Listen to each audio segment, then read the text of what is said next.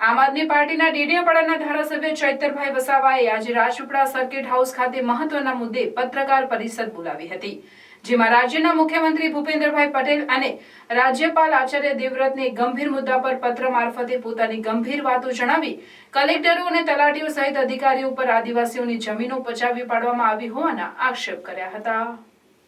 ચૈતરભાઈ વસાવાએ પત્રકારો સમક્ષ જણાવ્યું કે ગુજરાતમાં અંબાજીથી ઉમરગામ સુધીના વિસ્તારને બંધારણના શેડ્યુલ 5માં સમાવેશ કરવામાં આવેલ છે। 73AA મુંબઈ જમીન મહેસૂલ અધિનિયમ 1879 થી લઈને 73AA 1981ની જોગવાઈ મુજબ શેડ્યુલ એરિયામાં આદિવાસીઓની જમીન આદિવાસી પોતે વેચી ન શકે અને કોઈ બિન આદિવાસી ખરીદી ન શકે। આ મુદ્દે સરકાર સમક્ષ ગંભીર આક્ષેપો કર્યા। ચૈતર વસાવાએ પત્રકારોને વિશેષ માહિતી આપતા જણાવ્યું કે શેડ્યુલ વિસ્તારમાં બંધારણનું ઉલ્લંઘન કરીને પેસા એક્ટને નેવે મૂકીને દરેક જિલ્લાના કલેક્ટરોથી લઈને તલાટીઓ સુધીના અધિકારીઓએ બિન આદિવાસી લોકો સાથે મળીને 73AA જમીનો ટ્રાન્સફર એને અને ભાડા પેટે કરીને અભણ, ભોળા અને ગરીબ આદિવાસીઓની જમીન પચાવી પાડીને કોમર્શિયલ બાંધકામો કર્યા છે, જેની તપાસ કરાવવામાં આવે તો કલેક્ટર આયુષ આંક લાંગા જેવા વિસ્તારોના કલેક્ટરોના પણ જમીન કૌભાંડો બહાર આવશે। હાલ દાહોદ જિલ્લામાં 73AA જમીન ટ્રાન્સફર કરવાના કૌભાંડ બહાર આવેલ છે। તેવી જ રીતે નર્મદા જિલ્લામાં કેવડિયા, ભરૂચ જિલ્લાના ઝઘડિયા, સુરત જિલ્લાના માંડવી, માંગરોળ, નવસારી જિલ્લાના ચીખલી, ખેરગામ, ડુવાડા, વલસાડ જિલ્લાના ટુંકવાડા, પારડી જેવા તાલુકાઓની 73AA જમીનો બિન આદિવાસીઓ પચાવી પાડી અને આ જમીનો પર સ્ટોન ક્વોરી અને ક્રશર ચલાવી રહ્યા છે। શહેરી વિસ્તારોમાં પણ 73AA જમીનો ટ્રાન્સફર એને કે ભાડા પેટે પચાવી પાડીને ગેરકાયદેસર દસ્તાવેજ કરીને કોમર્શિયલ બિલ્ડિંગો બનાવવામાં આવી છે।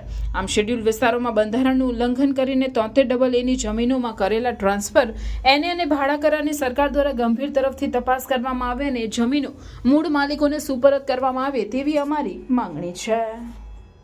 સરકાર આમાં ગંભીરતાથી તપાસ કરશે તો હું માનું છું જે રીતે આયુષ આંક કલેક્ટર શ્રી અને જે રીતે લાંગા કલેક્ટર શ્રીનું જમીન કૌભાંડ બહાર આવ્યું છે એવી જ રીતના આ શેડ્યુલ વિસ્તારમાં 73AA જમીનો જેણે પણ એને કરી છે, ભાડા પેટે દસ્તાવેજો કર્યા છે અને જેણે પણ નામો ટ્રાન્સફર કર્યા છે, તમામ કૌભાંડ બહાર આવશે અને રાજ્યવ્યાપી કૌભાંડ બહાર આવશે એવી અમને લાગી રહ્યું છે। તો આજે અમે માન્ય મુખ્યમંત્રીશ્રી અને રાજ્યપાલશ્રીને આ જ વિનંતી કરી છે કે આમાં નિષ્કર્ષ તપાસ થાય અને તમામ કલેક્ટરથી લઈને તલાટીઓ સુધી જે પણ જવાબદાર અધિકારીઓ છે, જે પણ જવાબદાર બિલ્ડરો છે, જે પણ જવાબદાર એજન્સીઓવાળા છે એમના પર કડકમાં કડક કાયદેસરની કાર્યવાહી થાય એવી અમારી માગણી છે। બંધારણમાં સ્પષ્ટ ઉલ્લેખ છે શેડ્યુલ એરિયામાં 73AA જમીનો કોઈ આદિવાસી પણ વેચી નથી શકતો કે બિન આદિવાસી ખરીદી નથી શકતો। તો કેવડિયામાં આટલી બધી જમીનો કોના ઇશારે થયેલી છે? તો અહીંના કલેક્ટરો જે તે સમયના આવ્યા છે એમણે એ જમીનો લઈને બિન આદિવાસીઓને આપી છે। એવી રીતના દાહોદમાં થયું છે, એવી રીતના ઝઘડિયામાં જે સ્ટોન કોરીઓ ચાલે છે એ તમામ જમીનો આદિવાસીઓની છે અને બિન આદિવાસીઓ ત્યાં કોરીઓ ચલાવે છે। માંડવી અને માંગરોળમાં જે સ્ટોન કોરીઓ ચાલે છે એ આદિવાસીઓની જમીનો પર બિન આદિવાસીઓ કબજો જમાવી લીધો છે। વલસાડમાં પારડી ગામની વાત કરું, ત્યાં એક બિન આદિવાસીએ 800 હેક્ટર જમીન પચાવી પાડી છે। તો સરકાર જે રીતે યોગેશ પટેલ જે વડોદરાના ધારાસભ્યએ માંગ કરી છે એવી જ માંગ અમે કરીએ છીએ કે સરકાર આમાં ગંભીરતાથી લઈ કમિટી બનાવીને શેડ્યુલ વિસ્તારમાં તમામ જિલ્લાઓમાં તપાસ કરે અને જે પણ જવાબદારો છે એમના પર કડકમાં કડક કાર્યવાહી કરે।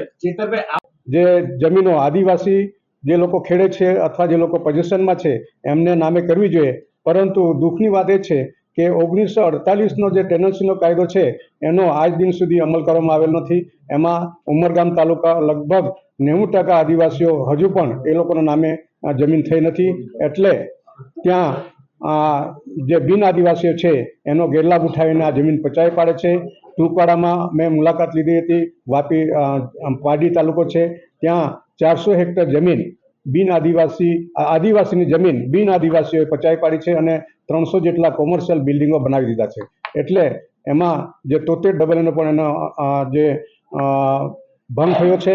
બીજું કે જે આખા વિસ્તારમાં જે આ 73AA ભંગ થયો છે અને ટેનન્સી કાયદાનો ભંગ થયો છે, એ ઉપરાંત જે માઇન્સ છે જે આદિવાસી વિસ્તારમાં એની પણ જે ભંગ થયો છે અને કલેક્ટરશ્રીઓએ દંડ કર્યો છે, પરંતુ એ દંડ પણ હજુ સુધી વસૂલ કર્યો નથી. કરોડો રૂપિયાનો દંડ કર્યો છે, એનો પણ વસૂલ કર્યો નથી.